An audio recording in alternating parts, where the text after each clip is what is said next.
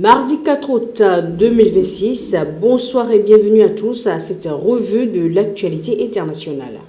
À la une de l'actualité, nous nous rendrons d'abord au Burkina Faso où le gouvernement répond aux accusations de Reporters sans frontières concernant l'existence d'un réseau de communication numérique accusé de s'en prendre aux journalistes.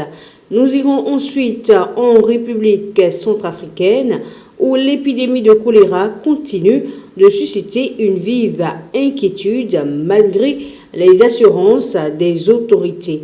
Et enfin, direction la Syrie, où le président du Kurdistan irakien effectue une visite diplomatique destinée à relancer le processus d'intégration des forces kurdes au sein des nouvelles institutions syriennes.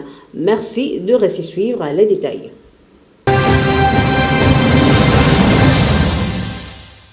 On démarre avec le Burkina Faso. Le gouvernement assume le rôle du BIRC malgré les critiques de Reporters sans frontières. Au Burkina Faso, les autorités rejettent les accusations formulées par Reporters sans frontières qui dénoncent l'existence d'une milice numérique chargée de mener des campagnes de désinformation et d'intimidation contre les journalistes. Lors d'une cérémonie officielle, le ministre de la Communication, Penguede Gilbert Ouedraogo, a publiquement salué les membres du bataillon d'intervention rapide communication BIRC, les encourageant à poursuivre leurs actions sur les réseaux sociaux. Selon lui, ce groupe contribue à défendre les intérêts du pays face à ce qu'il qualifie d'attaques extérieures. Il a également invité les citoyens à participer à cette mobilisation numérique. Cette prise de position suscite cependant de vives préoccupations au sein des organisations de défense de la presse.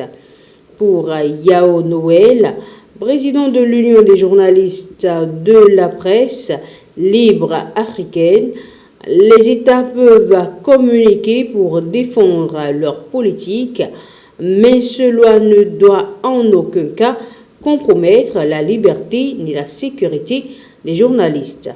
Depuis l'arrivée au pouvoir du capitaine Ibrahima Traoré en 2022, le Burkina Faso a fortement reculé dans le classement mondial de la liberté de la presse établi par Reporters sans frontières.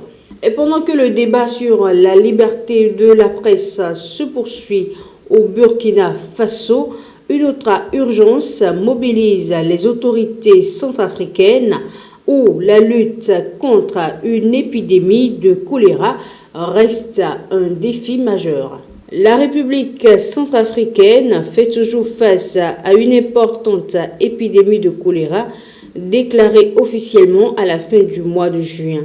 Plus de 720 cas ont été enregistrés, entraînant 46 décès selon les autorités sanitaires. Malgré les assurances du gouvernement affirmant que la situation est maîtrisée, la propagation de la maladie demeure préoccupante, notamment dans les zones situées le long du fleuve Ubangui, où les difficultés d'accès à l'eau potable et aux infrastructures d'assainissement favorisent la contamination.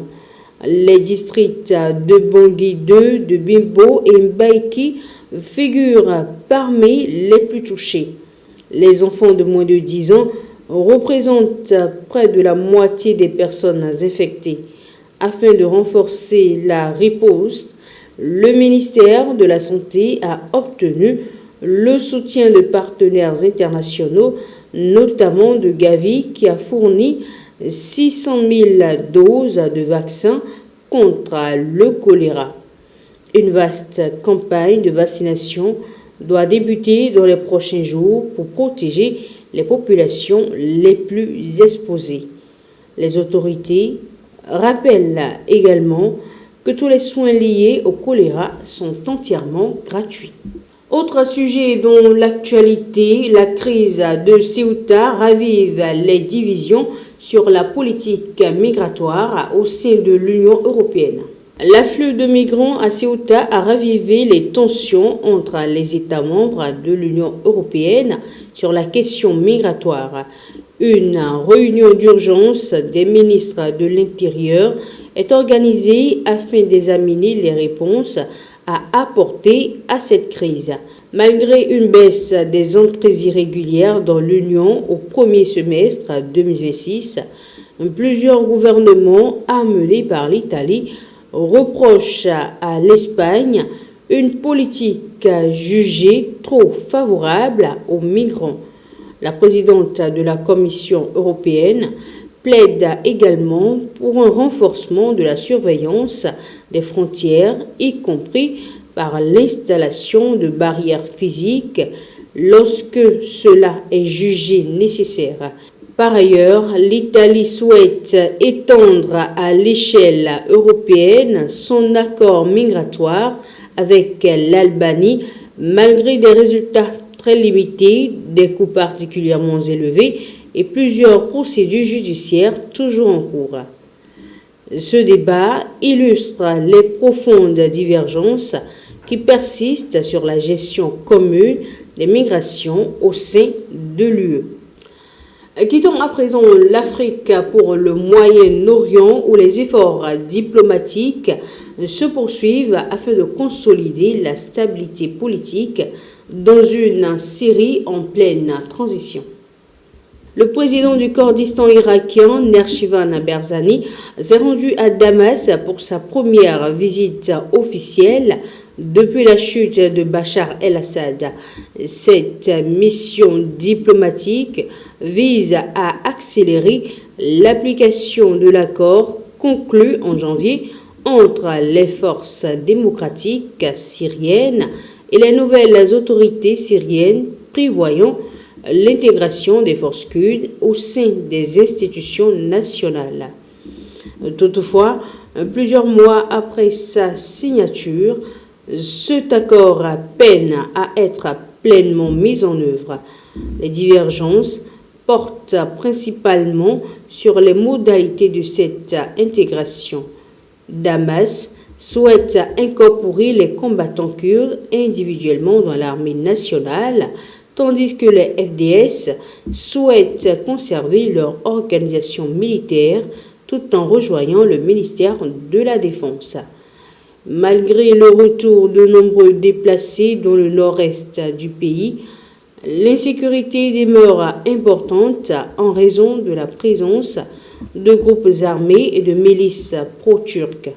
Des restrictions touchant notamment l'enseignement de la langue kurde alimentent également les inquiétudes. Et à l'issue de cette rencontre avec le président Ahmed Al-Shara, Nerchivan Barzani a réaffirmé son soutien à une Syrie unie, stable et respectueuse des droits de toutes ses composantes, tout en appelant à un renforcement de la coopération régionale. Ce sera tout pour cette journée du mardi 4 août. Merci de nous avoir suivis et à très bientôt.